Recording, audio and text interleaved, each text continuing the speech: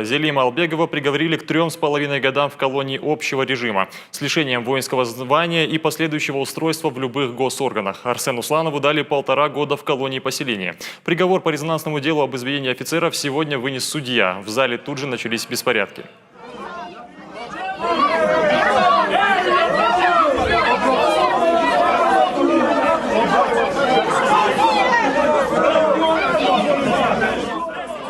На место прибыли бойцы ОМОНа и полиция. Родственники и защитники Сланова и Албегова категорически не согласны с приговором. Из зачитанного судьей текста следует, что осетинские сержанты были в состоянии алкогольного опьянения. Именно это послужило причиной стычки между нами и офицерами Зайнутдиновым и Потоком. Напомним, сержантов обвинили в их избиении. В приговоре говорится, что Албегов спровоцировал потасовку. Затем Сланов повалил на пол Зайнутдинова и начал душить, а Албегов впоследствии нанес ему удары по голове. Признал суд виновный Албегова в том, что тот избил Зайнутдинова, после чего у него появились гематомы и сотрясение мозга.